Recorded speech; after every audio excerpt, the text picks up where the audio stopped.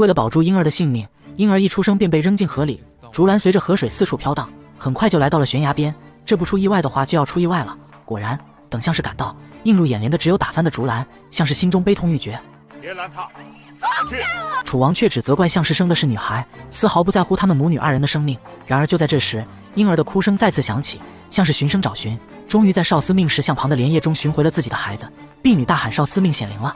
楚王见女儿如此命大，感叹女儿即便不是男孩，成不了霸星，也与自己有些缘分，所以决定留女儿一命。他抬头看了看皎洁的月光，把重获性命的女婴赐名为月。转眼4年过去，渐渐长大的芈月发现母亲总是在门边翘首仰望着南边。芈月对此很好奇，母亲解释，芈月的父王就在南面那座大殿里，想念父王为何不前去看他。芈月偷偷溜出寝宫，使尽全身力气，终于引起了楚王的注意。能在王宫里溜达的一定是公主，可她又是哪位公主呢？楚王想不起来。芈月听了很不开心，扭头就走。这孩子记性挺大的。然而芈月并没有走，又转头告诉了楚王自己的名字。楚王这才想起自己后宫还有这么一位小霸星。率真开朗的芈月不惧龙颜，开玩笑说楚王是只大老虎，甚至还光明正大地摸起了老虎的屁股。4年后的第一次见面，楚王就对这个小霸星喜爱不已，告诉他大殿内有个偏门，下次再来的时候就从那来。当晚，楚王就去了项氏那里。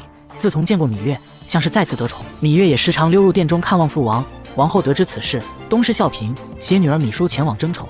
碰巧此时芈月正在给楚王捶背，楚王唤芈姝上前来，可芈姝害怕父王不愿与她亲近。芈月得知眼前这个小女孩是自己的姐姐，便提议和芈姝一同玩耍。俩人在殿外玩起了放屁游戏。芈姝告诉芈月自己是嫡公主，应向自己行礼。芈月听话照做。事后她教芈姝来而不往非礼也。芈姝听了也向芈月行起了跪拜之礼。王后认为芈月刁钻顽劣不识礼数，想教训芈月却被楚王阻止。楚王对芈月的评价很高，王后怀恨在心。更要命的是，项氏又怀孕了。而后更是在楚王准备出征讨伐齐魏越3国的前1日生下男婴。楚王认为此乃吉兆，为男婴取名荣。项氏身为相妃，楚王离开后，王后迫不及待地向相妃出手。她命婢女将药物涂于大王赐予项氏的华服之上，项氏不明其由，满心欢喜地穿上了华服。第2天，相妃脖子起疹，王后称之为恶疾，以此为由将她逐出了宫外。再次醒来后，相妃发现自己身处一间阴暗肮脏的小屋，眼前也只有一名蓬头垢面、衣衫褴褛的地痞流氓。为假不惧相妃的身份，毅然决然地对她图谋不轨。我可以放个连环屁。她是楚国公主，却毫无人们眼中公主应有的模样。转眼3年过去，7岁的芈月没了母亲的管束，生活得更为自由不羁。她是楚国第1位会上树的公主。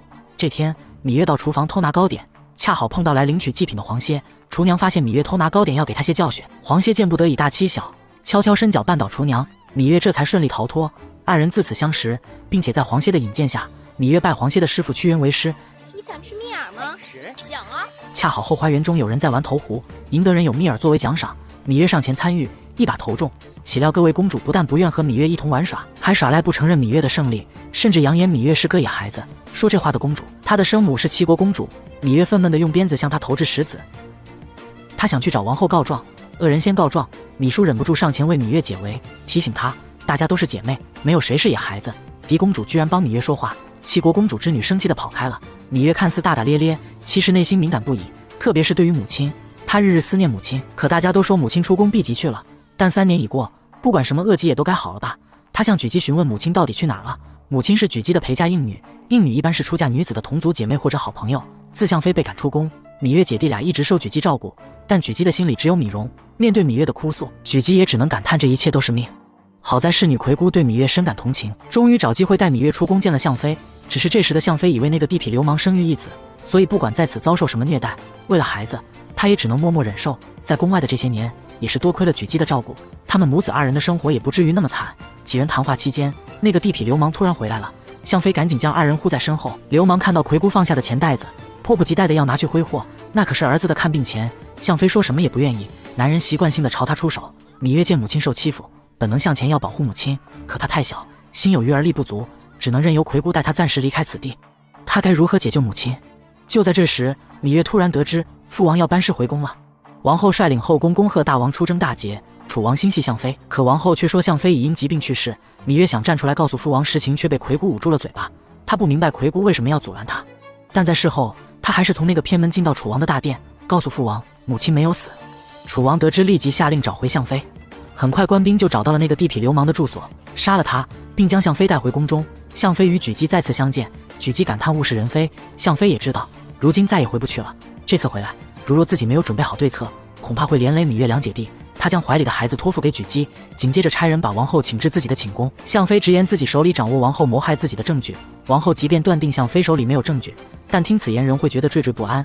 向妃不惧王后身份，继续用言语相激，王后最终愤然离去。而后他喝下毒酒，等楚王赶到时，他亲口告诉楚王是王后害了自己。这就是向妃想到的对策。楚王素来喜欢向妃的本性纯良，亲眼目睹了爱妃的死状，对向妃的临终之言更是深信不疑。但凡事还是要讲个证据。王后不服，直到楚王拿来王后专用的酒具，王后这才知道自己上了向妃的当。向妃故意把他叫过去，在制造二人单独相处且不欢而散的事实，就是要坐实王后是凶手的假象。向妃孤注一掷，以保自己3个孩子的前程。王后也确实失去了楚王的信任。太子芈怀前来替母后向父王求情，身为一国之君，他怎能看不清身边每一个人的秉性？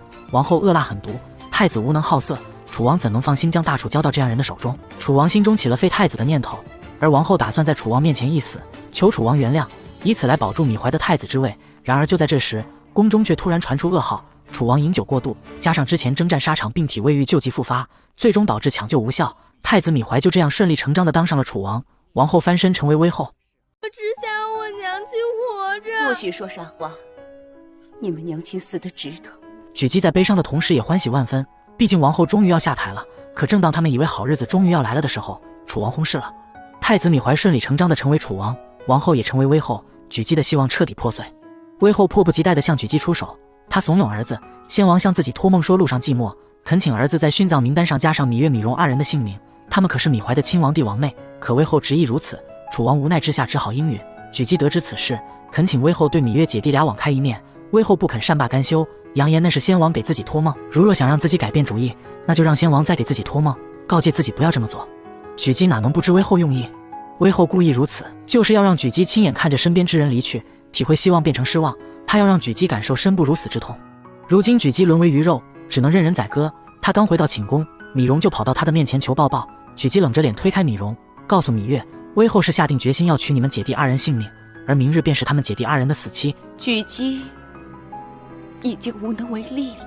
说罢，他转身离开。芈月独自来到举姬房间，叩谢举姬这么多年的养育之恩，又将自己发明的软鞭送给了举姬留作念想，最后再用公主该有的礼仪退下。待芈月走后，举姬望着软鞭，忍不住流下泪水。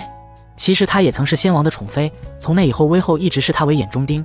更过分是在举姬怀孕之际，威后便给她下了滑胎药，自那以后举姬便不能生育。好在自己的婴女像是生下芈月、芈蓉2姐弟，让举姬再次有了盼头。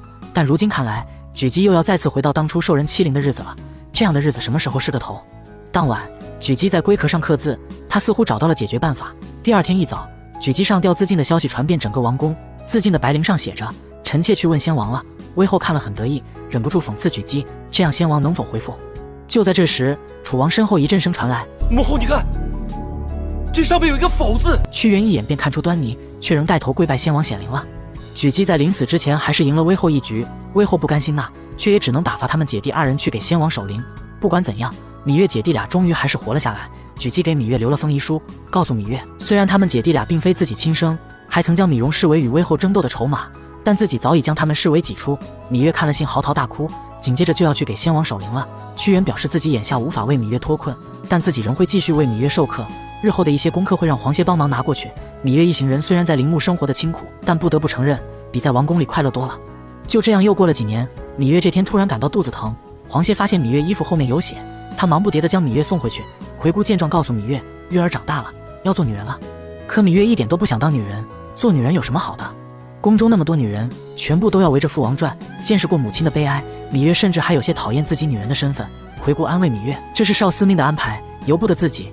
芈月换了套衣服，哭着走出来，质问黄歇，自己不能违抗少司命的安排吗？黄歇对此很不解，但仍默默地在芈月身边陪伴着她。他无意间发现山下过往的马车，黄歇解释，楚王又在选妃了，一些有姿色的女子都抢破脑袋进宫，都希望楚王能够看上自己，只是他们没想到楚王身上有狐臭，这些气味让他们望而却步。只有郑袖不知是鼻子不好使还是钟爱此味，赞扬楚王身上的狐臭是一种让所有男人都黯然失色的气味。楚王听了十分欢喜，当即留下了郑袖，甚至在接下来的几年里为郑袖独宠。时间过得很快，芈月姐弟俩都长大了。魁姑提醒2人，过几天便是寒食节，是先王的忌日，按照规矩楚王回来祭奠先王。魁姑提醒芈月小心点。到了祭奠这天，郑袖与楚王走在前头，威后跟在后面。威后看不惯郑秀的狐媚之术，提醒郑秀注意分寸。郑秀也不喜欢威后，于是便四处走走，却不小心被大蝎子草扎了一下。芈月撞见后为他处理伤口，无意间说出当年自己娘亲就是被这蝎子草给害了，所以自己现在对这草很熟悉。一番交谈下来，郑秀这才知道芈月是当今楚王的妹妹。而后芈姝趁机偷跑过来看望芈月，两人嘘寒问暖。他提醒芈月该为芈容着想，一直待在这里如何考虑安身立命。芈容毕竟是王家的人，所以是时候考虑回宫的事了。二人谈话被一旁的芈英看到，他故意将此事透露给威后，威后大怒，竟然要打魁姑20大板。不得不说，威后真的很了解怎样让人最为痛苦。芈月对此自责不已，魁姑提醒芈月一定要忍，忍到回宫，忍到芈容能获得分封，那时候他们就安全了。楚王回到宫中，跟郑秀说起了芈月之事。屈原一直在上奏恳求芈月、芈容回宫受教，可威后不同意，楚王也只好作罢。想到芈月曾救了自己一命，郑秀决定也为芈月姐弟俩求情。他提醒楚王，芈月姐弟俩为先王守灵的时间已经够长了，楚王再对他们不管不问，世人该指责楚王的不是了。楚王本就好色，美人在耳边这么一说，楚王当即依了郑秀。芈月、芈容终于回到了王宫。她是未来秦始皇的高祖母，却每天只能擦台阶，而这一切都是拜威后所赐。可威后的女儿芈姝却偏偏与芈月相交甚好，总是背着母亲给芈月放假。不久后，宫内将举行祭祀大典，除了芈月，王宫里的各位公主都在为祭祀大典而专心练武，特别是芈英，私底下总是勤于练习，势必要在大殿上夺得头筹。可她的勤奋练习却被老师批评，相反芈姝的舞蹈不精却获得了老师的赞赏。芈姝认为老师评判不公，却被一旁观看的芈月一语道破：公主们天生娇贵，生而自有俸禄才艺，让公主学习琴棋书画女工厨艺，只是为了陶冶情操，增广见识，宗旨在于广而不在于精。即便芈月的说辞获得了老师的认可，但芈英仍对芈姝心存妒忌，认为大家都是顾虑芈姝的嫡公主身份。楚国才子会去阳陵台参加文比，宫中公主得知特意前来观赛。黄歇文比风流谦谦有礼，不仅在文比中一举夺魁，更是夺得芈英倾心。黄歇在河边练习软鞭，他便故意说自己的香囊丢在这。此时婢女姗姗来迟，是这个吗？公主，您不是一直让婢子帮您拿着吗？他来此是为了偶遇芈月，芈月心系宫外的弟弟，只要有时间便会做些针线活贴补弟弟。魁姑心疼芈月，有公主身份却没公主该有的待遇。细心的芈月发现魁姑长了意，在陵园守灵的那几年，宫里常常私吞他们的生活费，若不是魁姑夜夜苦熬做针线活贴补家用，芈月跟弟弟早就饿死了。所以芈月发誓一定要治好魁姑的眼疾。他来到后花园找药材，恰好遇到了黄歇。黄歇将自己精心准备的流星鞭送给了芈月，得知芈月苦寻黄连而不得，黄歇竟带他偷偷来到了南后的后花园。楚王极为宠幸南后，知道南后喜爱花花草草，特意找人为南后寻了许多罕见的植物，其中包括许多珍贵的药材。黄歇觉得芈月可以来这里碰碰运气，果然芈月很快就在这里找了黄连，却被南后的狼狗给发现了。为了掩护芈月，黄歇主动留下断后，并将这一切都承担下来。此时南后正在气头上，原来今晚楚王本来临幸南后，可威后却叫楚王到别的妃子内去。南后谎称儿子病了，结果楚王还未到，威后却先到。威后想给这个儿媳一点教训，婆媳是天敌，这句话用在威后与南后身上实在合适不过了。楚王家在中间也不好过，可偏偏这时黄歇又出现在南后的后花园，闹得众所周知。楚王不得不先处理黄歇的事，但无论楚王如何询问，黄歇拒不交代。就在楚王打算对黄歇动武之时，芈月主动前来自首。威后一向看不惯芈月，又岂能放过这个机会？而南后为了与威后作对，竟然当众包庇芈月。南后再以狐媚之术拿捏了楚王，即便威后对此愤懑不平，也只能作罢。你俩给我记住了，今日之后，你们可是欠着我的。第二天，威后把楚王叫到宫中，谈起宫里几个公主的婚事，他特意交代了芈月，她的母亲是应女，所以芈月也只能做应女。危险危险危险危险危险！芈姝在花园里采花，却不小心被毒蛇咬伤，好在芈月恰好经过，用自己发明的软鞭赶走了毒蛇。芈月及时为芈姝吸出毒血，再用牛舌草敷在伤口处，嫡公主这才并无大碍。威后得知此事，良心发现，终于不再让芈月继续做粗活。芈姝整天在寝宫休养，无聊至极，她万般恳求母后。威后终于答应让她提前去宫外的脂坊查看自己的礼服。芈月看出姐姐想借机出宫游玩的心思，便嘱咐姐姐准备2套平常的衣物。紧接着他们偷偷甩开侍卫，却不曾想被越人盯上。越人欲拔刀相向，就在那千钧一发之际，幸得刚到楚国的秦王出手相救。看秦王一大把胡子，芈月礼貌性地称他为老伯，秦王也没有表明身份，只是称自己是来这里做生意的商人。芈姝对见义勇为的秦王很是感激，见秦王的手受了伤，芈姝主动为他包扎。越人是凶猛好斗，但从不滥杀无辜。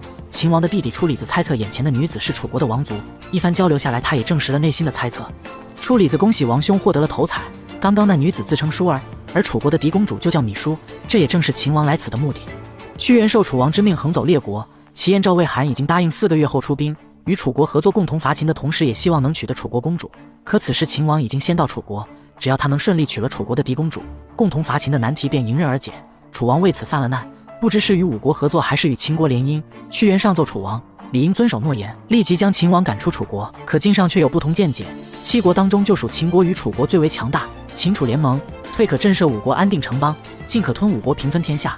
2人各有见解，楚王觉得双方讲的都很有道理，一时之间也不知该如何是好，暂时也只能就这么拖着，拖到4个月后与5国一起接待。秦王推测出楚王心思，于是便吩咐出李子笼络楚王身边的晋上，以此来击破楚王的拖延之策。出离子给晋上送了大礼，晋上在楚国自认为策略与屈原不相上下，出离子安慰晋上就只差一个机会，而眼下秦国想要与楚国一心交好，正是个机会。巧的是，晋上与南后是同乡，出离子提议晋上可以去找南后帮忙。隔天，晋上便迫不及待地拜见了南后，为此还带来了一份重礼。南后见只是一颗珠子，也没什么稀奇，晋上让人关上门，珠子照亮了整个寝宫，这就是在西域名声大噪的夜明珠。南后对此喜爱不已，他知道如今列国都有意与楚国联姻，而秦王更是点名要娶楚国的嫡公主，楚王为此头疼不已。他思来想去，希望秦王可以知难而退。南后这儿恰好有一计献上，楚王听了高兴不已。果然是个好办法。这位300吨的厨娘便是楚国的嫡公主芈姝，她行动笨拙，一出场便引得在场人哄笑不已。楚王告诉秦王，眼前之人便是令妹，试问秦王可还要娶？这便是南后为楚王出的计策。可他不知道的是，秦王早与真芈姝有过一面之缘，秦王并没有当场戳破楚王，反而出言风趣，化解了这场笑话。紧接着他很认真地告诉楚王，自己要娶的正是嫡公主芈姝，而芈姝与芈月正闲来无聊在下棋，得知秦王前来求婚，2人早已偷偷来到大殿观看。芈月一眼认出秦王正是那位老伯，得知秦王来此目的，芈姝反而担心起秦王会真的娶了那位胖芈姝，他让芈月帮自己出宫一趟，跟秦王说明那个胖芈姝并不是真的嫡公主。芈月找黄歇一同前去，2人刚出宫门就遇到了张子。可以貌取人，要么代为走吧。你认识吗？那日芈月跟魁姑出宫去看小冉，可当马车行到半路时，有位浑身是血的先生拖住马车不让走。芈月不忍心见死不救，知道小冉那里还有些伤药，便跟魁姑商量将这人扶上马车送到小冉那里。经过治疗，先生醒了。他叫张仪，本是令尹朝阳门下的门客。朝阳丢了和氏璧，只因张子依着寒酸，非要赖他偷盗。张仪不承认，便遭到百般拷打。如今伤好了，他便迫不及待地觐见楚王，迫切地想让楚王见识到自己的才华。黄歇是太子的伴读，他承诺会帮忙将这策论交给楚王。得知2人正要去见秦王，张子也决定前去碰碰运气。秦王早就听说黄歇是屈原的得意弟子，他想要拉拢屈原，可黄歇却表示师父不可能背弃楚国。秦王只能退而求次，告诉黄歇，若他日屈原在楚国受到委屈，秦国的大门会永远为屈原敞开。芈月赶紧将今日来意转告秦王，其实秦王都知道，还将那日芈姝为自己包扎的手帕还了回去。见目的达到，芈月与黄歇便先告辞。张子与他们一同前来，却不愿与他们一同离去。如今楚国嫡公主的婚事成了5国与秦王之间的赌注，只怕秦楚联姻之事难随秦王之心。虽然这是众人皆知，却无人知道芈姝倾心秦王。如若秦楚联姻，5国联盟便不攻自破。秦王心中明白，却也没有什么好办法。张仪表示，凭他的3寸不烂之舌，便能促成秦楚联姻。秦王听了不屑一笑，即便不相信，但还是愿意给他20金让他离去。张仪见秦王如此不识才，于是便拒绝钱财，灰心离去。谁知这时的秦王却叫住了他，愿意给他2个月时间证明自己的本事。2人一拍为合。他富可敌国，却连一件新衣裳都买不起。魁姑为他做了一件新衣，张仪甚是感激。就在这时，小冉闷闷不乐地回来了。他看上一把宝剑，可那人要价10金。魁姑不想让小冉失望，安慰他自己会想办法。哎，魁姑，何苦为区区10金犯愁啊？张仪为你筹划便是。魁姑怎么也不相信他有钱，可张仪却信誓旦旦地表示，明日这个时候他要给魁姑100金。当然，魁姑对此只是当他脑子坏掉了。然而，当黄歇将张仪的策论交给楚王后，楚王便迫不及待地宣他入宫。楚王看了张仪写的《玉女论》很感兴趣，当他得知张仪愿意为自己寻遍天下美人时，楚王立刻赏他1000金作为路上盘缠。与此同时，魏后嫌弃宫中蚊子变多了，侍女戴瑁趁机告诉魏后，南后内有一颗夜明珠，放在宫中不仅清凉如水，夜如白昼，还有驱蚊的功效。魏后一听，立马让戴瑁去借来看看。南后得知后愤懑不已，不管什么好东西，婆婆都要跟自己抢，表面说是借，但心里其实根本没有想还的意思。可魏后已经派人来了，他又不得不借。紧接着他马上来见楚王，希望楚王能为自己做主。没想到刚好听到张仪与楚王的对话，张仪要寻遍天下美人，那自己的地位不就岌岌可危？事后张仪信守承诺给了魁姑100金，可魁姑说什么也不愿收下。得知张仪要走遍天下，魁姑建议他带着这些钱财以备不时之需，可张仪却又信誓旦旦的保证，不出1日，会有人给自己送更多的金子。芈月不敢相信张仪只凭一篇玉女论便获得那么多金子，他斥责张仪曲意迎奉不择手段，非君子所为。但他又不得不承认，楚王就是贪图好色，而张仪只不过是投其所好罢了。没多久，正如张仪所说，南后私下找到了他，他希望张仪这次出去就不要再回来了，只要张仪答应，南后也会赠予他千金。第二天，张仪前来与楚王辞行，南后趁机现身，见到南后的张仪，惊讶的嘴巴都合不拢。楚王连唤3声，张仪这才回过神，当即表示自己是井底之蛙。他曾在楚王面前夸下海口，要为楚王寻找绝色美人，却没想到天下最美之人就在楚王身边。张仪向楚王跪拜，真心忏悔。你呀，就是见识浅薄。寡人就想嘛，这天底下还有什么好东西是我楚公没有的呀？张仪阿谀奉承，当即就要把千金还回，可楚王又怎么会在乎这千金？当即表示不追究了。张仪又是一顿彩虹屁，把楚王哄得开怀大笑。此举一举两得，在收获金钱的同时，也不得罪楚王和南后2人。南后前来就是想让楚王为自己讨回夜明珠，此时威后却在召集各位公主齐聚于此，共同欣赏这件稀世珍宝。可等众人走后，芈英却悄悄返回偷走了夜明珠。等楚王前来要回时，夜明珠丢了。南后很生气，这夜明珠在自己的寝宫内放了那么久都好好的，怎么一到他那里就丢了？他气冲冲地去找威后算账，2人唇枪舌剑，言辞激烈。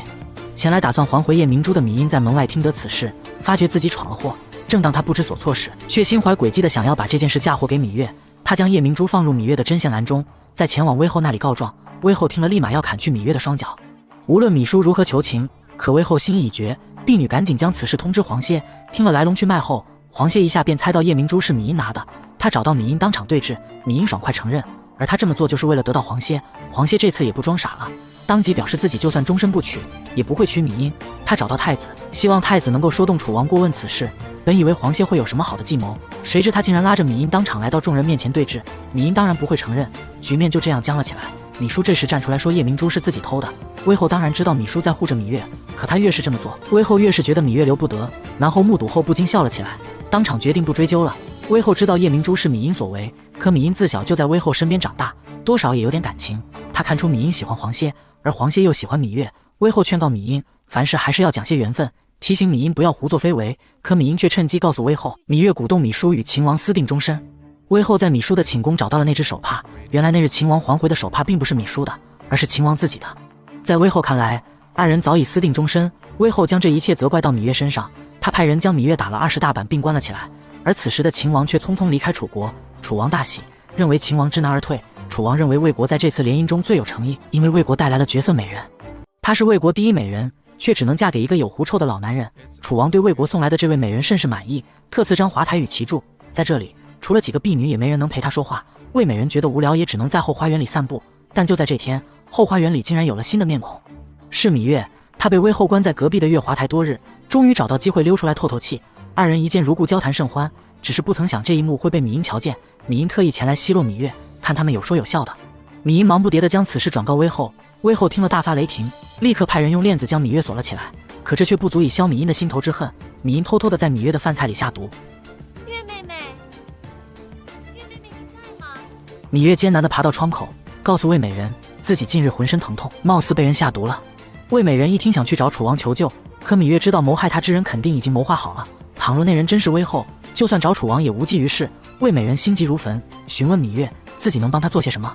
芈月让魏美人帮忙拔地上的土茯苓，那是一枚解毒药材，但到底有没有用，也只能看少司命的安排了。庆幸的是，在魏美人的帮助下，芈月终于从鬼门关走出。没多久，芈月又能和魏美人促膝长谈。魏美人告诉芈月，南后天天来看她，2人还成了好姐妹。芈月想不明白，却也只能提醒她，防人之心不可无。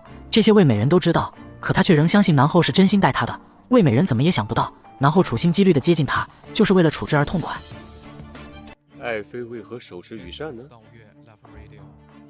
因为臣妾喜欢妙目传情这4个字。她是魏国第一美人，却只能嫁给一个有狐臭的老男人，奈何这位实在太冲，魏美人只能用羽扇挡住鼻子。紧接着她将为这个行为付出惨痛的代价。这天是魏美人的生辰，楚王特意赶来为她庆祝。好姐妹南后在这个时候终于原形毕露，她告诉楚王，魏美人私下里很是嫌弃楚王身上的狐臭。楚王听闻脸色大怒，魏美人之前的妙目传情加上南后的言语挑拨，显得是那么刻意。寿宴上，魏美人并未与楚王坐在一起，却仍用羽扇挡住鼻子。楚王已经反感魏美人的妙目传情，命其拿走。拿走扇子后的魏美人又拿起了眼前的鲜花遮挡鼻子。是不是因为这里有一股让你难以忍受的恶臭？大王说笑了。那你为何遮遮掩掩？楚王感受到前所未有的羞辱，立刻下令将魏美人的鼻子割去。魏美人大喊冤枉，可楚王却怎么也不愿理会。他怎么也想不到魏美人的妙目传情，拿鲜花挡鼻子，只是为了不让楚王发现他鼻子的缺陷。当然，他的鼻子并无缺陷，这一切都是南后故意而为之。第二天，魏美人被割鼻子的事传满整个王宫。屈原觉得此事伤到魏王颜面，有伤楚魏两国的关系，希望楚王可以以大局为重，好生安抚。他一直主张五国合纵联盟对付秦国，可此时楚王还在气头上，竟上逮住机会力举秦国。朝堂上，二人针锋相对，谁也不让谁。楚王没有答应与秦国联姻，却也当众训斥了屈原。朝会结束，黄歇在殿外等候，他本想求师傅解救芈月，可看着师傅一脸惆怅的样子，黄歇知道此事只能搁浅。芈月一连失踪多日，黄歇心急如焚，终于让他找到了关押芈月的住处。此时的芈月已奄奄一息，黄歇想要硬带他出去，不惜与看守侍卫打了起来，黄歇为此还受了伤。好在这时芈姝终于赶到，这才化解了危机。芈姝清楚此事跟母亲脱不了干系，连忙吩咐婢女为芈月请女医，可婢女却岿然不动。救人心切的芈姝只好喝下有毒之水，婢女只得赶紧禀报威后。威后听了十分担心，赶紧命女医前去为芈姝解毒。为了保芈月安全，芈姝决定这段时间与芈月同吃同住。在二人的悉心照料下，芈月渐渐康复，并与黄歇确定了情谊。彻底康复后，芈月想去找魏美人，却被黄歇告知魏美人被楚王割下了鼻子。芈月听了十分吃惊，当初若不是魏美人，自己恐怕早就命丧黄泉。可如今魏美人遇难，她却束手无策。芈月四处打探魏美人的消息，决定亲去魏美人的寝宫查看。不曾想却在寝宫中偶遇张仪。张仪告诉芈月，魏美人已自杀，他特意前来祭奠。二人并无交集，张仪为何如此伤感？对此张仪也不隐瞒，毕竟给南后出谋划策的正是他，所以魏美人也是因他而死。芈月大骂张仪卑鄙。张仪知道芈月正在气头上，但还是要告诉他，秦王已经带着聘礼来到楚国，希望芈月能转告芈姝。芈姝得知此事很是高兴，而他也想让秦王知晓自己的心意。芈月出宫替姐姐转达了心意，秦王保证定不会辜负他的一片心。秦王送别芈月，偶遇赵国派来的求亲使者。公主慢走，望公主下次再来。处离子谎称芈月就是芈姝，让赵国使者以为秦王与芈姝私下交往甚密，而这正是张仪为秦王谋划的另外一个计策。芈姝对秦王有意，张仪觉得此事越多人知道越好。男人一把抱住女友，却不曾想女友会变成了小姨子。芈月打趣姐夫视力太差，紧接着连忙把姐姐拉到屋里。他此次前来是想劝说秦王不要参加哥哥开设的鸿门宴。秦王本是来楚王提亲，可楚王受朝阳蛊惑，竟要趁机对秦王下手。芈姝认为秦王只要不赴约就不会被害，而秦王得知此消息，不但不惧，反而决定如约前往，从容赴宴。芈姝一面担忧，一面钦佩秦王为人正直，行事磊落，对秦王好感倍增。二人在房间里促膝长谈了一夜。第二天一早，秦王送姐妹俩离开，这一幕又被赵国使者目睹。二人一副生米煮成熟饭的样子。紧接着秦王如约赴宴，朝阳已经跟那些埋伏好的刀斧手说好以摔杯为信号。秦王知道楚王身患狐臭，楚王一听面怒于色。秦王你什么意思？秦王连忙解释，西北有种兽类叫香樟子，雄樟子天生香囊，比喻楚王天赋异禀。秦王还特地带来了麝香，只要挂在腰间，会让男人威力倍增。楚王听闻大悦，秦王立刻跟楚王说起取嫡公主芈姝之事。可就在这时，朝阳提议大家喝酒。秦王听到背后抽剑声，于是拿出一把匕首来到楚王身边，跟楚王讨论这把匕首。楚王自然是吓得不轻，刀斧手现身。秦王指出楚王言而无信，为了悔婚竟然要杀他。如此一来，楚国会成为秦国勇士的仇人，杀人一时，结仇百世。楚王本就没有主心骨，全是朝阳蛊惑。秦王告诉楚王，自己对芈姝倾心已久，希望楚王成全他们。可楚王答应了威后，将芈姝嫁与赵国。此时晋上前来禀报，赵国求亲的使者已经离开楚国，多次看见公主与秦王幽会。赵国使者自知没机会，索性离去。楚王闻之愤懑不已，怒斥赵国言而无信。紧接着芈姝强闯大殿，希望哥哥成全自己跟秦王的姻缘。如今郎有情妾有意，楚王不得不答应。好在秦王答应与楚国600里土地做聘礼，楚王心里这才舒服一些。听闻此事，威后被气得半死，不相信女儿会如此自甘堕落。婢女戴瑁觉得芈姝定是受了芈月的挑唆，威后立马下令要求芈姝马上搬回自己的住处。而后晋上前来跟威后道贺，威后一向看好赵国，如今婚事黄了，晋上竟还出此言，威后要晋上给个说法。晋上解释，五国联盟乍看很强，实则人心涣散，就算联盟也只当半个秦国，联盟是浪费人力物力，不如结交秦国，省时省力。威后早就听说秦国人野蛮，担心女儿嫁过去会受苦。晋上建议威后趁着即将到来的祭祀大典跟秦王见一面，自可知晓秦王的人品如何。威后决定暂且信晋上一回。这是楚国最重视的祭祀大典，灵武者乃是楚国最高身份的未婚女子。楚王告诉秦王，灵武之人正是令妹。秦王早就听说楚国的歌舞不错，今日终于可以一饱眼福。威后没想到秦王果然相貌堂堂，这样看与女儿也算是郎才女貌。看见台下领唱的黄歇，威后感慨黄歇真是玉树临风，他都忍不住多看2眼。怪不得芈英会把持不住。灵武主角终于登场，在看见主角是芈月的那一刻，威后坐不住了。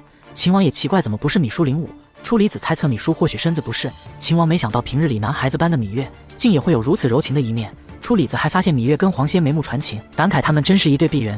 祭舞之后，黄歇按照习俗来向楚王讨赏赐，他希望楚王可以将芈月许配给他。楚王倒是没什么意见，可威后却说黄歇的父母不在世，要提亲，黄歇应先跟皇族族长说此事，之后再由皇族族长前来提亲。而后威后质问芈姝灵武是怎么回事，芈姝解释自己喝下芈英送来的酒导致肚子绞痛无法上场，芈英怎么也没想到自己辛辛苦苦下药，想把芈姝推下自己好做灵武，谁知到头来却给芈月做了嫁衣。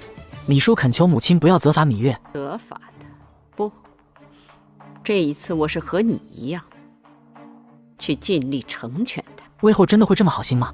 是的，皇族族长向楚王求婚，楚王也已经允婚，并赐给黄歇金华台，二人可以在那里成亲。成亲的日子就与芈姝同一天。黄歇迫不及待地跟芈月说了此事，听起来样样都好，只是芈月好奇威后何时变得如此善心。黄歇猜测是楚王已经允婚，威后索性也就顺水推舟。芈英特地前来道喜，表示自己会去喝喜酒，而且还会和黄歇一起喝。黄歇觉得芈英说话古怪，但也没有多想。可正当他满心欢喜地筹备自己和芈月的婚事之时，却突然从族长处发现芈月的八字不对，一问才知道与自己结婚的对象并非芈月，而是芈英。黄歇明白了，闹着要见威后问个明白。他指出威后言语含糊，偷天换日，见事情败露，威后竟直接将他禁足金华台。芈姝即将出嫁秦国，黄歇与芈月的婚事又黄了，日后谁来保护芈月？芈姝劝芈月做自己的陪嫁，与自己一同嫁入秦国。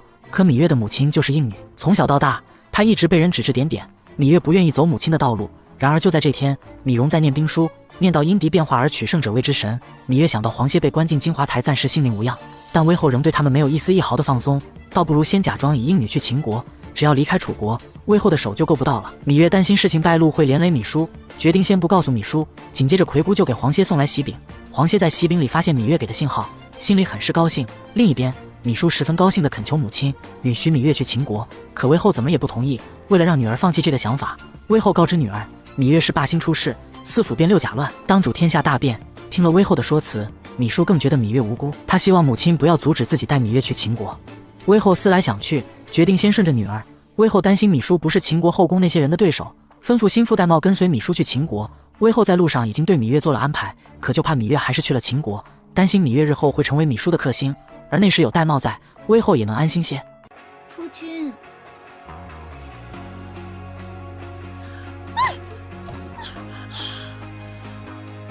姑母怎的好糊涂，竟然叫侄儿夫君。新婚之日，黄歇躲在房里不出来，无法行一拜大礼。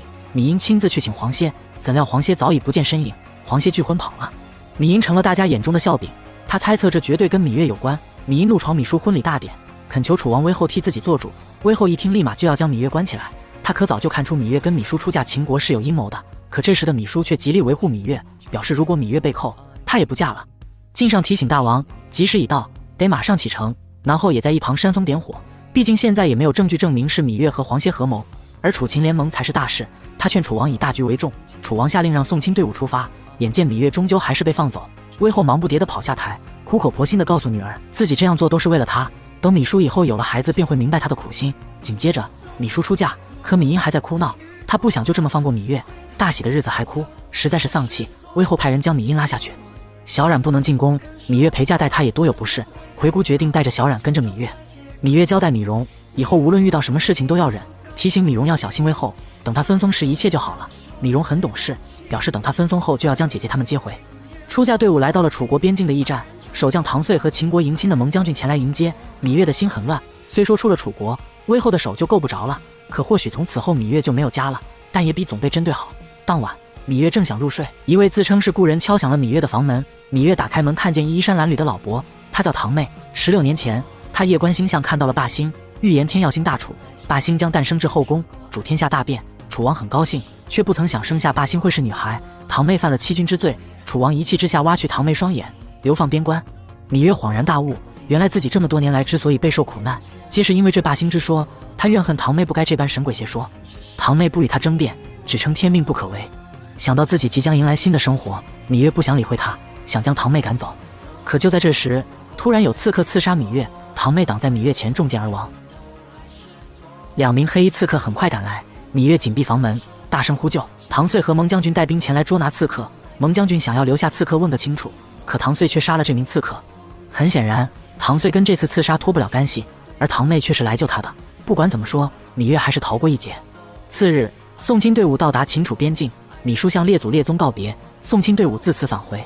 芈姝一行人继续赶路，此番去秦国路途遥远且路面颠簸，自小身子娇贵的芈姝定然是受不了如此折腾，行程紧迫。可芈姝每日迟出早些，照这个速度行进，怕是会影响婚期，刑法严格。芈姝自然没事，可他们就不一样了。蒙将军不愿被处罚，多亏了芈月好言相劝，依例服忍，蒙将军这才答应让芈姝暂为休憩一会。芈月安慰芈姝，再多坚持几日便好了。可芈姝的症状却越来越严重，女医治诊断芈姝会转成重症或危及生命。我这是救命的药。他花1块钱买副晕车药，但药店掌柜的却说什么也不卖给他。正当芈月苦恼时，雍氏药铺主人雍瑞前来帮忙。原来在秦国，除了文字与楚国不同，就连钱币克数也是不一样的。多亏了雍瑞的帮助，芈姝才不至于命悬一线。病重的芈姝泪眼婆娑，他担心芈月一去不返，却又想芈月离开这。芈月本就打算要走，但不是现在。回到房间的芈月收到黄歇给他的书简。当晚，芈月悄悄来到附近最大的一棵枣树下，果然见到了黄歇。2人约定3日后在此一同离开。芈月满心欢喜地答应了，本以为好日子就要来了，可芈姝的病情却愈加严重。芈月见状很是奇怪，明明已经买到了药材，姐姐为何不见好转？芈姝感觉自己貌似真的不行了，她劝芈月赶紧走。那日听说黄歇逃婚，而芈月一副笃定的样子，她就已经猜到芈月有自己的打算。芈月在楚国受尽苦难，芈姝只希望能帮芈月彻底脱离苦海。她都病成这样了，还想着芈月。眼见3日期限已到，葵姑和小冉都已将东西收拾好，芈月放心不下姐姐，只好找黄歇商量此事。她想要把姐姐送到朝阳，到时自己再跟黄歇带着葵姑和小冉远走天涯。黄歇一向很支持芈月的决定，芈月为此感动不已。月儿愿意，这一刻就做子歇的妻子。说罢，芈月准备宽衣，黄歇连忙拦住芈月，他愿意等到明媒正娶把芈月娶进门的那一刻。芈月将自己亲手做的香囊给了黄歇，又剪下一缕发丝放入香囊，这样黄歇看到香囊就像看到他一样。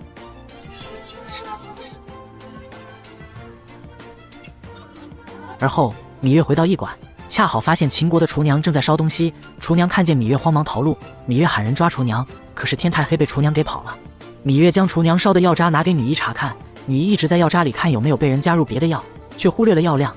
原来厨娘暗中改了药量，怪不得芈姝一直不见好。可芈姝是秦国王后，究竟谁会有那么大的胆子？戴瑁联想起魏后临行前所说的话，断定此次谋害芈姝之事是秦国后宫的魏夫人所为。魏夫人是前秦王后的妹妹，这些年秦国后宫都是她在打理，膝下更是育有大公子嬴华。如若芈姝发生意外，那么魏夫人便是最有可能登上王后的一人。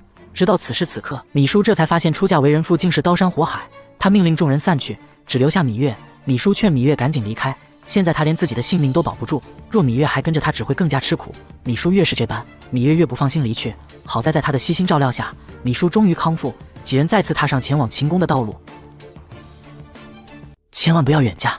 楚国嫡公主芈姝不远万里远嫁秦国，路上一波三折不说，这眼瞅着秦宫就在眼前，却又遭遇义渠王的劫持，对方来势汹汹。蒙将军下令将士全部应战，保护他们的新王后芈姝。为了躲避随时可能射来的箭，戴瑁只好带着芈姝下了马车。芈月发现这些贼人是冲着芈姝来的，为了保护姐姐，芈月决定穿上芈姝的披风引开贼人。果然，义渠王以为穿着披风的芈月就是楚国的嫡公主，毫不犹豫地带着兵马追了过去。期间，为了不被捉住，芈月还用自己的软鞭对付义渠王。义渠王没想到芈月会有如此身手，更加对他起了兴趣。好在此刻黄歇赶到，子歇死，不能让月儿死。他誓死要护送芈月离去，但对于芈月来说，二人就算是死也要死在一起。义渠王吩咐手下与黄歇过招，黄歇本就是一介书生，论武力怎会敌这野蛮人？黄歇2、3下便败下阵来。义渠王讽刺黄歇不中用，要芈月跟他，芈月誓死不从。而此时的黄歇在与对方打斗中不慎掉入悬崖，义渠王趁机打晕接近疯狂的芈月。再次醒来后，芈月已身处敌营，他发了疯的要替黄歇报仇，可他又怎会是对方对手？既然报仇不成，芈月也不想活了。义渠王安慰他，悬崖底下是湖泊，他的黄歇也许还没死。即便如此，那么高的悬崖，芈月也担心黄歇恐怕是9死1生了。芈月哭得撕心裂肺，这却让义渠王起了疑心。事后，芈月告诉义渠王，自己并非秦国王后，只是个普通的陪嫁女。而真正的王后相信此刻已经安全到达了秦国王宫。这么一来，义渠王就明白了，秦国王后怎会与一个小白脸有私情？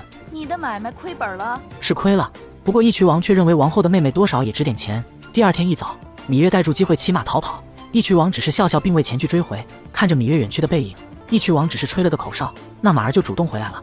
他告诉芈月，马儿可是他们义渠人的好朋友，是绝不会离他们而去的。他将芈月带回义渠王宫，劝说芈月当自己的王后。面对义渠王的言语轻薄，芈月当即给了义渠王好看，又把发簪指向自己。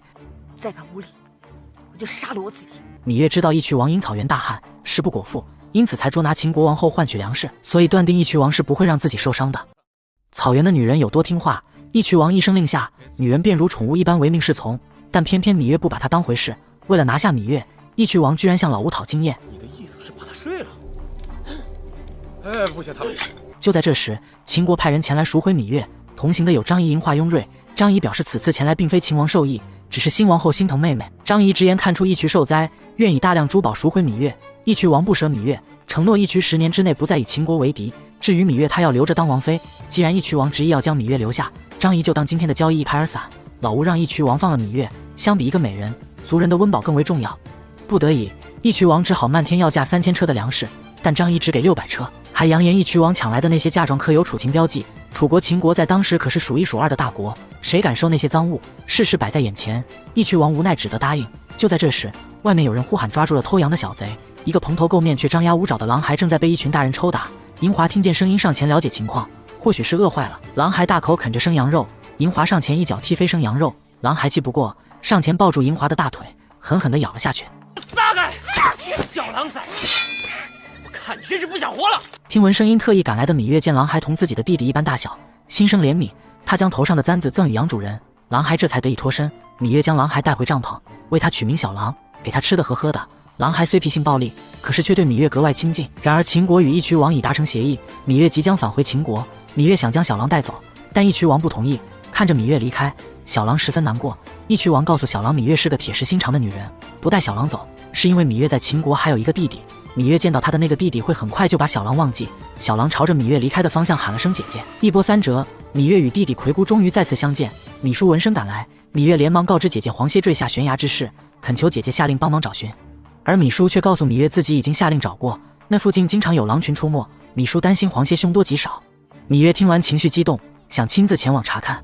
芈姝不放心，特派侍卫随芈月同去。芈月来到崖下，细细寻找，仍不见黄歇身影。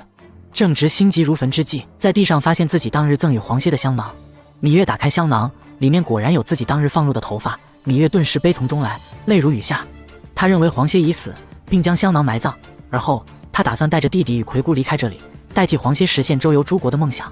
张仪明白芈月的用意，而他现在要留下芈月。义渠人就算有劫持的心，可他们又是如何知晓宋清车队的行进路程和时间？其中必有蹊跷，肯定是有人通风报信，勾结义渠。他们的目标是芈姝。芈月这么一走，芈姝孤掌难鸣，那些人肯定会谋害芈姝。芈姝待芈月情深意重，若是查出真凶，也算是为黄歇伸冤报仇了。芈月经过深思熟虑，最终决定留下。芈姝得知此事，高兴不已。可芈月却提出3个条件：一是带小冉进宫，2是不服侍秦王，3是若是有一天芈月遭遇不测，请芈姝照顾小冉，善待葵姑。芈姝想知道芈月为何这样说。芈月告知，指使半路拦截芈姝之人很可能就在秦宫之中，他此番进秦宫就是要查出真凶，也是为黄歇报仇。芈姝答应了。很快，秦王迎娶芈姝为秦国新王后。王后一看就是善舞之人，日后在大王身边，不知王后是扮神还是扮鬼呀？大婚典礼上，众人观看秦人舞狮之舞，芈姝首次看到颇为惊讶，说起舞蹈的舞和勇武的舞乃为同源。可魏夫人却说齐楚人好巫，竟以此事对芈姝发起挑衅。试想魏夫人极有可能就是半路给自己下药的那个人。芈姝本就心有忌惮，她怎么也没想到魏夫人竟敢如此堂而皇之的为难自己，竟一时语塞不知如何回应。好在芈月巧言善辩，及时为姐姐开了脱。今日起，芈姝就不再是楚国公主，而是秦国的王后。秦王将玉玺交由芈姝，并将后宫交给芈姝掌管，希望芈姝以后事事以秦国为重。芈月3人正跪在门外，按照规矩，头3日应女陪嫁守夜。孟昭是何景氏就谁守上半夜下半夜而争论。上半夜，大王必是与王后欢好；下半夜，谁守夜谁得便宜。见2人争论不休，芈月主动提出守上半夜，这才了结此事。可没想到第2天才4更，秦王就起身习武，这是他多年的习惯，风雨无阻。紧接着就是后宫朝贺，芈姝准备赏赐给魏夫人多点东西，毕竟在此之前都是魏夫人掌管后宫。但芈月觉得芈姝如今是秦国的新王后，既然后宫的主人不再是魏夫人，所以应该一视同仁。交房殿内，魏夫人带领后宫嫔妃向芈姝请安，芈姝一一赏赐。魏少使帮着姐姐说话，指出芈姝给魏夫人的赏赐为何跟她们几个姐妹是一样的，可如今芈姝是王后，给多给少也是她说了算。魏少使这般出气，也不过是自取其辱罢了。寒暄多时，魏夫人让人端了茶水上来，说是用先王后最喜欢的茶碗。芈姝本想饮茶，却发现茶碗破旧不堪，她生气地将茶水放下。芈月见状心领神会，这位夫人一来到就说这里的摆设全都是按着齐宝姐先王后的喜好，明明是请安，却搞得跟魏夫人带众人祭祀似的。可这还不够，既然连茶水也动了手脚，芈月故意打碎了茶碗。哎呀，芈月，这可是先王后的遗物。魏少使指出芈月冒犯故人，行为是大不敬，但遗物就应该好好收藏供奉，怎么能随便拿出来乱用？如此看来，还是魏夫人不够真爱。芈月口齿伶俐，魏少使自然不会是她的对手。此时秦王前来，芈姝请求大王将交房殿里先王后的旧物全部赐给魏氏姐妹，遂了他们睹物思人的心愿，然后又要把交房殿重新整修布置一番。秦王应允之。魏氏姐妹见状，脸色白了又青。今天芈月帮芈姝打压了魏氏姐妹的气势，芈姝很感激芈月，问芈月是否愿意与她一起服侍秦王。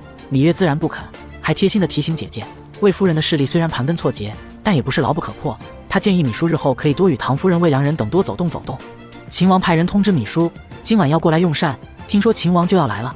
芈月准备告退，芈月刚走，戴瑁便说虽然芈姝赢了一局，可芈月的风头却也盖过了芈姝。芈姝责骂戴瑁，芈月不跟他争宠，不要名分，戴瑁还想要芈月如何？奴婢多嘴了，王后息怒。芈月，芈月，你怎么了？芈月带着楚国的绸缎前来送给魏良人，无意在魏良人那里看到了符节。秦国城池关隘把守极严，符节则是用来通关用的，而芈月在义渠却见过这个符节。芈月此言一出，魏良人脸上居然显露出一丝严肃，紧接着他想拿回符节。你不给我，我如何教你啊？每个人手中的符节都有他们国家的名字，芈月一时记不清在义渠人手中的符节上是什么字，吃人嘴短拿人手软。魏良人劝芈月还是不要纠缠进去为好，后宫的生存法则就是要装聋作哑才能明哲保身。但这些说辞可不足以说动芈月，毕竟他进宫的目的就是要找出真凶。芈月将此事告诉芈姝，二人一起前去禀告秦王。秦王早就猜测义渠人手里有他们的符节，初离子觉得要么是重臣，要么是后宫嫔妃，而芈姝出事对魏夫人是最有利的，因为没有新王后，魏夫人是可以扶正的。可秦王觉得魏夫人没有那个能力，秦王猜测是大梁造公孙衍，毕竟当初公孙衍是反对秦楚联姻，这事得好好查查。一时间，符节的事情传遍整个王宫，嫔妃们纷纷翻找自己的符节，生怕此事连累自己。魏良人也在暗中调查，他怀疑此事与魏夫人有关。他的母国在诸国当中实力最弱小，常常要看其他强国的脸色行事。在宫里，魏良人亦是如此。深思熟虑后，他决定将来龙去脉告知秦王的贴身侍卫。大监定是知道，宫里这些日不少人为那铜符节睡不着觉呢。而后，大监来到芈月住处，芈月正在用泥巴捏制符节，他想借此想起那日在义渠人手中见到的符节上的到底是什么字。魏少使得知芈月的意图后，赶紧将此事告知姐姐。魏夫人听了甚是得意，立刻心生一计。紧接着，国美人禀报芈姝，说宫中有人偷做符节，应处以死罪。芈姝随国美人一探究竟，却来到了芈月的住处。此时的木坚赶紧将芈月制造的那些泥符节扔入水中。王后有了，人赃俱在。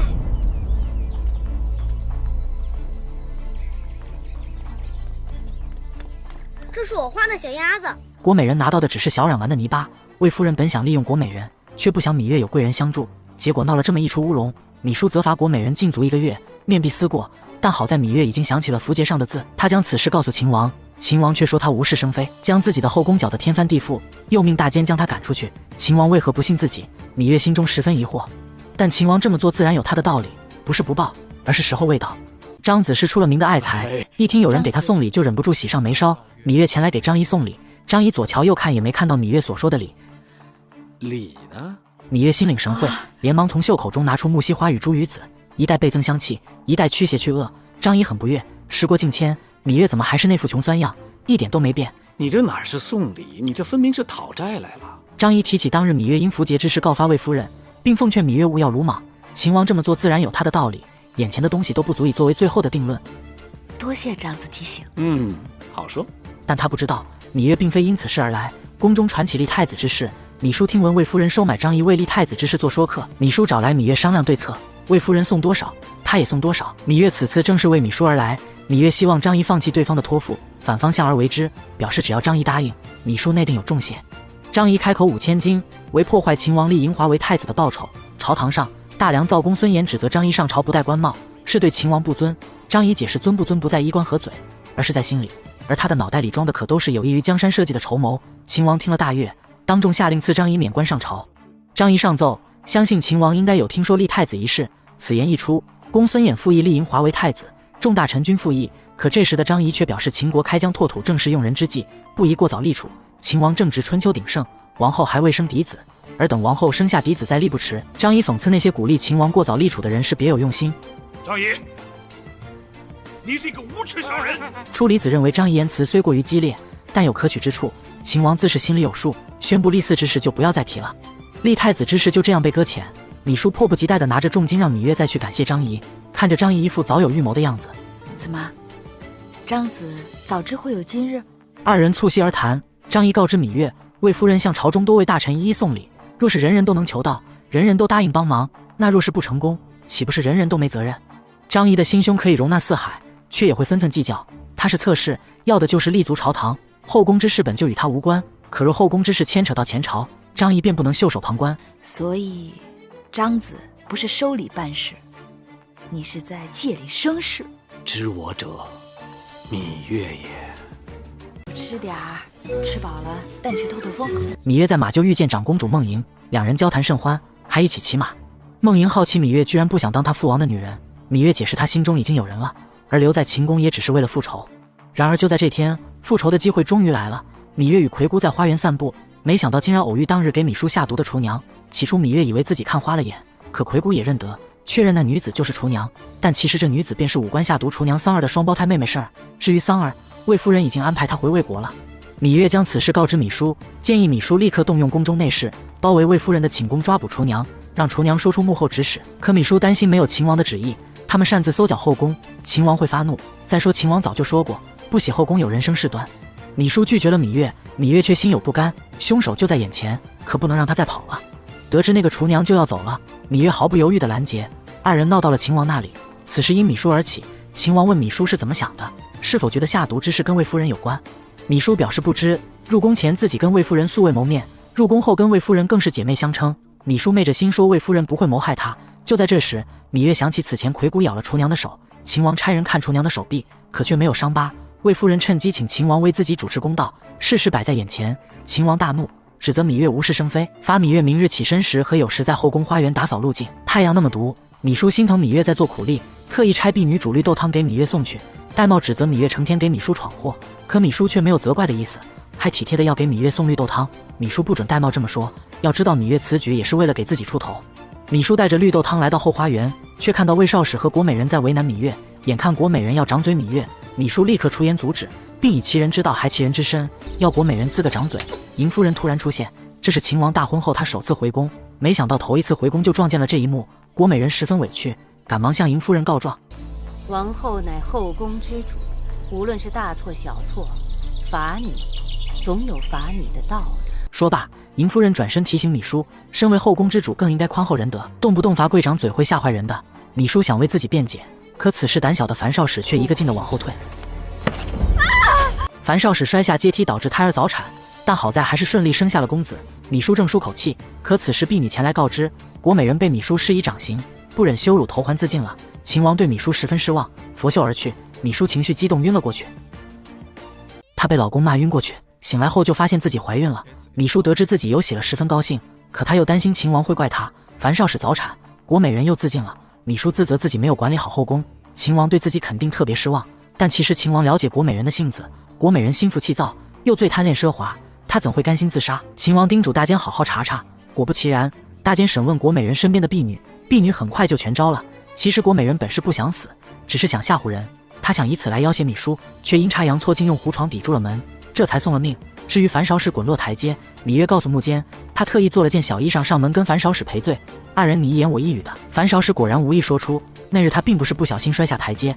当芈月再次追问时，樊少使却吞吞吐吐，只说怪自己不小心，怨不得旁人。芈月断定其中定有蹊跷，樊少使必有难言之隐。这樊少使为何不肯说出实情呢？秦王不理解，但想到芈月，秦王想起自己很久没有去过交房殿了，于是吩咐手下摆架交房殿。交房殿内，芈姝因秦王多日未来自己寝宫，无心饮食，心情欠佳，更不想吃那安胎药。秦王前来，正好听见芈姝说不想吃那苦药，他特地尝了那药，确实是有点苦。秦王安慰芈姝，如今已是当娘亲的人了，不为自己考虑，也要为肚中孩考虑。秦王亲自为芈姝吃药，芈姝转悲为喜。待秦王走后，戴瑁认为芈姝如今怀孕无法侍寝，需要安排应试事情，不然魏夫人那边定不会闲着。芈姝心里别扭，但为了大局考虑，芈姝不得不这么做。秦王晚上陪芈姝用膳，芈姝借机推孟昭氏上位，秦王心领神会，当晚便宠幸了孟昭氏，芈姝恢复恩宠。但好景不长，齐楚联盟想要攻秦，原因是秦王当初迎娶芈姝，曾许下给予楚国600里土地作为聘礼，而如今芈姝已快生下嫡子，秦王却迟迟不兑现诺言。公孙衍提议出兵攻打楚国，张仪却夸下海口，他将用自己的3寸不烂之舌摆平此事，如果失败了，自己便脱光了在这大殿上爬3圈。公孙衍看不惯张仪那嚣张劲，竟然与他起了赌誓。不久后，张仪出使楚国告捷的消息传来，秦王大喜，刚想赏赐张仪，却从张仪口中得知，楚国答应与齐国断交的条件是把秦国的600里的赠给楚国。秦王大怒，当即下令割去张仪的舌头。士兵在押送张仪行刑的路上遇到了芈月，张仪斥责秦王糊涂，芈月一下就猜到此600里非比600里，是秦王会错了意。芈月赶紧将此事转告秦王，秦王得知后龙颜大悦，大赏了张仪。次日，张仪有意在朝堂上让公孙衍兑现当日的赌约，虽被秦王阻止，却大大打击了公孙衍的气势。而后楚王发现自己上当了，恼羞成怒，立刻发兵5万直奔秦国。秦王问大臣们对此事有何看法，张仪认为楚国此时出兵又无诸国相助，注定失败。娘家人跟婆家人打了起来，作为女儿家媳妇的你该怎么办？楚国出兵讨秦，却落了个赔了夫人又折兵的下场。楚国使臣送来家书，告知眼下秦王若是能将楚国俘虏送回，并归还汉中之地，秦楚2国仍有重修旧好的可能。芈姝让戴瑁帮忙把芈月叫来出主意，戴瑁却认为芈月跟张仪走得比较近，肯定不会出什么好主意。而那个张仪当年在楚国因和势必被盗受到了侮辱，对楚国必定恨之入骨。芈姝一时间没了分寸，但仍决定马上去见秦王。芈月见到芈姝行色匆忙，连忙拦住了她。姐姐刚见过楚国使臣，又马上去见秦王。秦王正在宣誓殿设宴庆祝胜利，芈月问姐姐是以什么身份前去见秦王？若是秦国王后，就应该恭贺秦王。你昏了头了？不是芈月昏头，是姐姐一时气血冲头，打算做绝不可做之事。芈月劝告芈姝，既是后宫女子，就应嫁夫随夫，不可贸然干政。但芈姝嘴上说是秦国王后，行事却还是楚国公主，执意不听，贸然闯入宣誓殿，希望秦王归还楚国俘虏，并归还汉中之地。秦楚2国交战，楚国出兵在先。如果这次赢家是楚国，难道楚国还会释放我秦军之将领，归还我秦国之土地吗？秦王戏耍楚王在先，张仪又将自己的6里土地起名600里送给楚国，楚国国君这才大怒。你张仪行骗，竟责怪我们楚国的不是。芈姝指责秦楚交恶，都是张仪这个小人行骗，还请秦王清除往内。秦王大怒，王后硬闯朝堂，哭哭啼啼，不仅大扫兴致，而且还为楚说情。秦王罚芈姝回宫面壁思过，芈姝情绪激动晕了过去。快叫太医！太医诊治芈姝胎位不稳，自此不可随意走动，不可大喜大怒。为了不让芈姝操劳忧心，秦王将后宫之事交由魏夫人掌管，还将芈姝禁足，不让任何人前来探望。芈姝逝世，魏夫人重掌后宫，她十分得意。当晚宴请各位嫔妃姐妹，在寝宫里安胎的芈姝听到奏乐声，倍感失落。戴瑁安慰芈姝，只剩2月时间，芈姝就要生产，而只要芈姝能生下小公子，后宫还是芈姝的。芈姝担忧，2个月的时间足够风起云涌了。现在想想，芈月当日拦着自己也是一片好心。戴瑁给孟昭氏送礼，希望她能在秦王面前为芈姝说情，岂料孟昭氏笨嘴拙舌，画蛇添足，竟惹得秦王厌恶。好在芈月为了芈姝的事已经跑了好几次，大坚不明白芈姝给秦王安排楚国陪嫁的应女侍寝，为何就没有芈月？秦王清楚芈月性格倔强，而且他的心思也不在这里。最终秦王被说动，下令将被俘的楚国将领给放了。秦王收到嬴夫人的书信，紧接着脸色沉重，说自己明日要去北郊行宫，在那边住上几日，后宫之事就交给魏夫人。秦王一走，魏夫人便迫不及待地向芈月出手。你敢动我，死你全家！永香令要对小冉施以宫刑，让他变成太监。芈月不明白，自己跟永香令无仇，永香令为什么要这样做？永香令表示自己只是奉命行事，奉谁的命？魏夫人。芈月明白了，她得去找魏夫人。魏夫人说小冉偷了公子撞的宝剑，按照秦规，犯了偷盗罪应当被处以死刑。可念在小冉是芈月弟弟的份上，加上秦宫里不能出现除了公子之外的男子，魏夫人扬言只对小冉处以宫刑而已。可芈月记得那宝剑明明是公子撞扔了，弟弟捡的，但现在看来，想必是魏夫人有意而为之。芈月直言魏夫人要如何才肯放了弟弟。魏夫人要芈月嫁给先王后陪嫁的一小臣之子魏成，她想要芈月离开秦宫，只要芈月离开，魏夫人还会给小冉再安排一个出身。紧接着，魏夫人又从盒子里拿出一封书信，要芈月照着上面的文字抄写一份。明日她将派人拿这封书信去跟芈叔提亲，如若芈月不写，那只能接受小冉成为太监的事实。芈月忙不迭地来找芈叔，可戴瑁却说芈月这是不顾秦王的指令，怎么也不让芈月见芈叔。芈月只好将弟弟的事告诉戴瑁，谁知戴瑁听了心里更得意，仍不打算通报。戴瑁姑姑，戴瑁姑姑，你一定要帮我！不得已，芈月只好下跪请戴瑁帮忙，可戴瑁仍无动于衷。这里可把小米看得着急死了，但凡芈月大喊几声，芈叔也许就听见了，但导演这么安排，咱们也只能这么看。芈月一时之间不知该如何是好。银华看见愁眉苦脸的芈月，得知母亲强行要把她嫁给一个小厮，银华劝告母亲将芈月许配给自己。莫非是疯了？竟然会有这心！芈月是王后的陪嫁女，随时是要服侍秦王的，儿子怎能看上父王的女人？母亲，不必再说了。由此看来，这个芈月就是个狐妹子，在宫中更不能留。秦王不在宫中，芈月这下真的是山穷水尽了。孟莹听说此事，将自己的出宫令牌给了芈月，提醒芈月快马加鞭去北郊行宫找秦王渡此难关。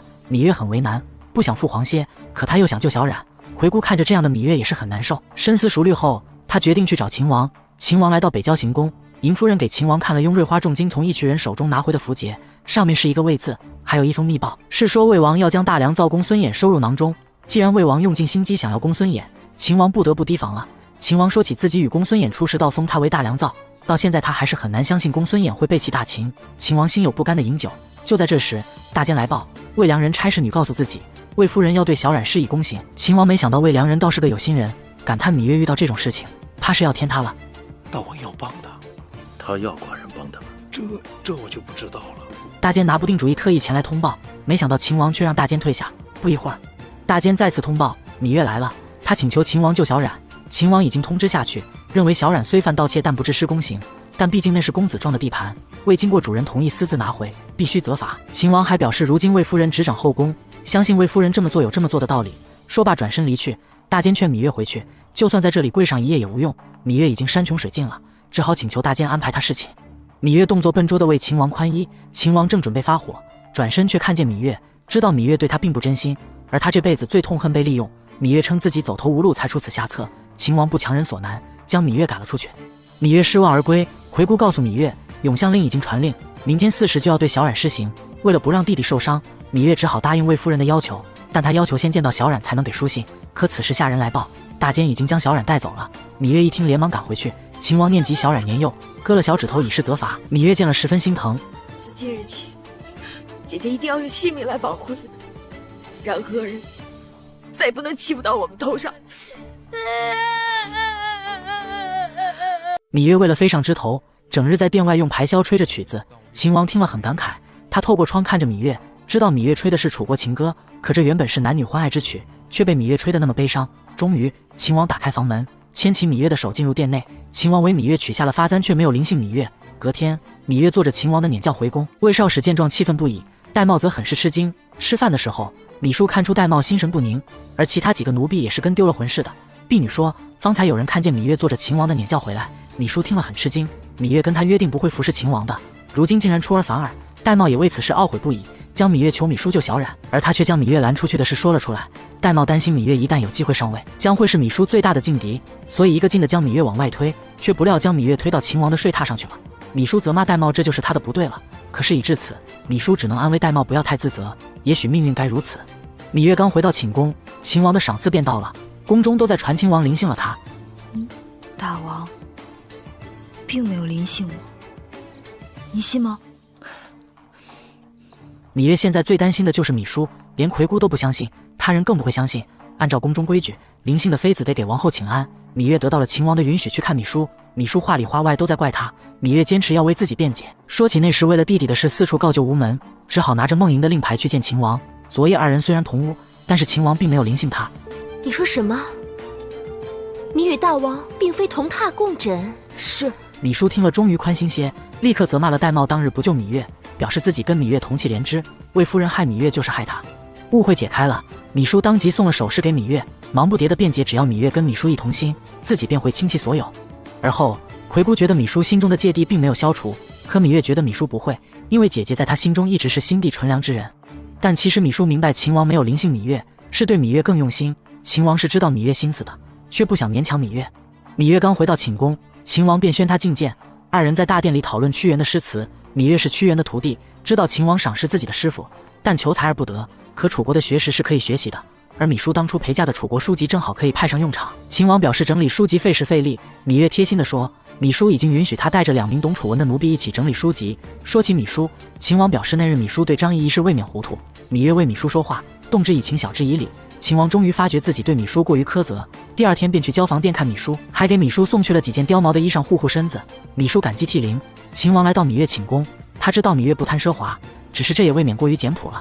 芈月答他此后学着铺张点。大王，司马将军他们来了。司马将军将小冉带来，认为小冉是个好苗子。秦王想让司马将军把小冉带到军中历练历练，回顾不舍的，可小冉意志坚定，芈月也只好答应。芈月一连侍寝好几次，但每天晚上二人都在讨论文学。秦王教芈月写不同国家的码字，芈月也向秦王谈及当日为芈姝抓药之时差点因度量衡不同而被耽误之事。二人感叹不同的文字和度量衡给各国的人民带来的不便。但其实秦王心中一直有个抱负，那就是统一6国。芈月，你可愿意陪寡人完成这个抱负？我愿意。你绝对没见过这样追女生的。芈月一连侍寝多日，秦王不仅没有强迫芈月跟自己同床，还整夜让芈月讲自己的男友。芈月一开始有点犹豫，毕竟秦王不是邻家老伯，可秦王却让芈月就将他当成邻家老伯。说起黄歇，芈月滔滔不绝，秦王也听得有滋有味。秦王早起练剑，芈月就在一旁观看。也许英姿飒爽的秦王早就印刻在芈月心里，可他却还不自知。当晚，芈月继续侍寝，秦王想让芈月陪他说话，他还是想听芈月说他的黄歇。还说？每次都说他，都说了好多次了。老伯还没有听够，你就说够了吗？黄歇说过这辈子只要下雨便会背着他走路。秦王想知道原因，因为魁姑的女工是1等1的好，而那天是芈月生辰，穿着魁姑绣的花鞋，却碰上下雨天，芈月舍不得鞋，于是将鞋揣怀里，赤着脚走路。黄歇看见后就说了那话。秦王感叹芈月跟子歇是天造地设的一对。紧接着，芈月为秦王宽衣，秦王突然将芈月紧紧抱入怀中，见芈月略有抗拒，秦王不愿勉强，二人继续分床而卧。他视芈月为瑰宝，绝不会要芈月一丝一毫的勉强。这天，芈月陪伴秦王看书，秦王看出芈月心存心事，芈月直言一直想抓住当日和义渠勾结并对芈姝下毒之人。秦王道自己心里有数，答应芈月定不会让那个人逍遥法外。今晚，秦王还想听芈月讲黄歇，可芈月却说自己的黄歇已经说完了。过去提起黄歇，芈月的胸口满满的，可如今却觉得空了。秦王让芈月早点休息，明早要带她去一个地方。秦王知道芈月当初在悬崖边为黄歇安了坟，而前些日子他就安排大监将黄歇的坟给迁到了这里，这样每年清明，芈月都可以方便祭奠。秦王让芈月放心，里面的东西一样都没少。芈月睹物思人，亲自将那些东西重新放进去。与此同时，芈月亦对秦王此举心存感激，认定秦王是位有情有义之人。这几日，秦王一直听芈月说黄歇，今晚秦王想听芈月说他的父王。芈月道二人关系极好，说起他是父王的小老虎，和父王背自己玩耍的故事，秦王听得兴致盎然，居然也想做芈月的大老虎。芈月一把跳上秦王的后背，秦王背着他在大殿里玩耍，两人十分开心。心静之后，秦王让芈月为自己宽衣，他照常独自走向自己的床榻，可这次芈月却从背后抱住了他。这一夜芈月终于侍寝，秦王封芈月为八子，从此芈八子成为他一生的名字。事后，芈月担心姐姐会责怪他，芈姝感慨秦王对妹妹用情至深，表面称为芈月感到高兴，但心里却在暗中垂泪，默默忧伤。太保姑姑，我没力气，加把劲儿。芈姝就要生了，交房店的人忙碌着，秦王也来到店外焦急地等着。一声婴儿的啼哭声传来，芈姝生了位公子，秦王终于有了嫡子，为此他连名字早就想好了，嬴荡，意为荡平列国，称霸天下。可见秦王对嬴荡的期望甚高。芈姝听了高兴不已，有人欢喜就有人忧愁。魏夫人听闻此事十分伤心，在她看来，嬴荡就是深怨期望的储君，说不定秦王一开始就没有想过要立他的嬴华为太子，也根本没有想过要立他为王后，这一切都只不过是自己的南柯一梦罢了。芈姝本以为生下了儿子会成为秦王的心头肉，可自从他生下了儿子，秦王就没有临幸他。相比妹妹芈月，一连多日受宠，甚至被封为了八子，魏长史为此嫉妒不已。自己早就生了儿子，上个月也才获得一个长史的名分，芈月刚受宠，位分就比自己还高2阶。魏长史在姐姐面前愤愤不平，相比之下，魏夫人却无比淡定。王后生了嫡子，大王去交房店，去了几次？听永巷的人说，也就4、5次吧，3次用膳，还有1次是路过那儿。魏夫人告知妹妹，王后一定更为嫉妒。他们只要坐山观虎斗均可。姐姐说的对呀，妹妹怎么没想到这一点呢？梦莹得知芈月成了八子，为她高兴不已。她让芈月陪自己去见一个人。芈月这是头一次到迎夫人的北郊行宫，雍瑞迎夫人在殿内观看歌舞，梦莹携芈月拜访，四人熟络寒暄起来。短暂寒暄后，雍瑞告退，迎夫人让梦莹替自己送客。好一个芈八子！当日我就看出，大王迎娶的处女中，唯有你是最不安分。芈月战战兢兢，恭请迎夫人赐教。迎夫人道出秦王对芈月的专宠容易让人遭嫉妒，在后宫若想平安，便要懂得进退。迎夫人提醒芈月要注意把握分寸二字，芈月心领神会。当晚，大监前来告知芈月今晚侍寝，芈月装作身子不适。秦王来到芈叔寝宫与他共进晚餐，本以为大王今晚会留宿在此，但芈月病了，秦王要前去看看，之后还要回大殿处理政务。芈叔听后很是失落。秦王听说芈月生病了，特地过来看看，却看到芈月在这有说有笑的，他这点小把戏可骗不了秦王。秦王问芈月是否厌烦他了，芈月表示没有厌烦秦王，只是认为秦王应该把宠爱分给其他的姐妹。秦王知道芈月前不久随梦莹去见过迎夫人，肯定是迎夫人给出的主意。唉，我这个姐姐样样都好，就是爱多管闲事。燕王年过半百却要娶18岁的梦莹，这桩婚姻从年龄上来看自然是不合适，但身处王室，每一位公主都肩负着联姻的使命。燕王派使节来提亲，秦王问大臣们有何见解。燕国在6国属于平庸懦弱之国，国土面积也不大。公孙衍觉得与燕国联姻对秦国毫无益处，可张仪反倒觉得跟燕国联姻可大大缓解秦国的后顾之忧，既是举手之劳，又是明智之举。初离子觉得张仪说的对，秦燕联姻利大于弊，权衡两端，秦王毫不犹豫地同意了此事。梦莹要远嫁燕国之事传遍整个秦宫，芈月得知后为她高兴不已，想亲手为梦莹缝制一套嫁衣。魏良人知道芈月一向与大公主交好，本想来开导一下，却见芈月一如既往。魏良人很是好奇，那燕国太子我也听说过，也算是人中龙凤。怎么，大公主不中意呀？谁告诉你是燕国太子？明明是燕王。不可能，那燕王已经50多岁了。这件事宫里都知道了，只是秦王怕大公主胡闹，故意瞒着她。为了阻止此事，芈月试图求见秦王，却被秦王指责越俎代庖。梦莹的婚事全由芈叔操办，芈叔召各位嫔妃前来商量梦莹的婚事。众位嫔妃深知生在王室的身不由己，所以曲意逢迎，没人敢说出自己的真实想法，因为他们知道说了也没用。只有芈月直言此桩婚事不妥，芈月求芈叔为大公主说情。芈叔身为梦莹的母后，总不能将女儿推入火坑，但自从有了上次的教训，现在只要秦王拿定主意的事，芈叔绝不去碰。可芈月继续求芈叔帮忙，奈不过芈月不断的请求，芈叔只好答应，但成与不成，他不保证。出了这档事，秦王最近都没找芈月侍寝。戴瑁认为芈月失宠了，得意不已，可芈叔认为秦王性情刚烈，此举不是淡了芈月，而是过于用心了。说着说着，秦王驾到，他告诉芈叔，明日不在宫中，而后宫事务就交给芈叔了。另外还有就是梦莹的婚事，芈叔说因梦莹的婚事，芈月还顶撞过他，但他相信秦王选中燕王也是为了梦莹好，所以梦莹的婚事芈叔会按秦王的意思办。秦王见自己的王后如此识大体，欣慰不已。不知情的大公主偶遇魏长史和樊长史，魏长史讽刺梦莹年纪大的丈夫懂得疼人，一番言论下来，梦莹这才得知自己要嫁的是位老男人。芈月得知梦莹因燕王求亲之事寝食难安，特意前去安慰梦莹，很是伤心。芈月想知道秦王为何这样做，只是秦王不见他，而芈叔答应要帮忙，却也不了了之。他连你都避而不见，看来无人可以救我了。别那么灰心，我想，尽管大王是一言九鼎，但总有人说出的话能让大王回心转意吧。梦莹想到了姑母，迎夫人正在赏歌舞，她明知梦莹的来意，却还是邀请2人共同欣赏。迎夫人问芈月是否知道这首歌唱的是什么，芈月表示应该是有乐及时行乐。迎夫人点点头，随后将梦莹喊进了里屋。孩子，要哭，你就在这儿哭吧。姑母，姑母，我求求你救救我，你帮帮我，姑母，我不要嫁，姑母，我求求你。父亲要把她嫁给50多岁的老男人，她很是伤心，哭着跑到姑母这里说情。你想要姑母怎么办？梦莹希望姑母去让父王收回成命，父王一向敬重姑母，只要姑母开口，此事就有迂回的余地。可迎夫人却问她，秦王为何会听自己的？梦莹直言父王对姑母心有愧疚。迎夫人郑重的点点头，说起自己当时也是先王的宝贝女儿，但为了与魏国联姻，先王毫不犹豫地把她嫁给了魏国。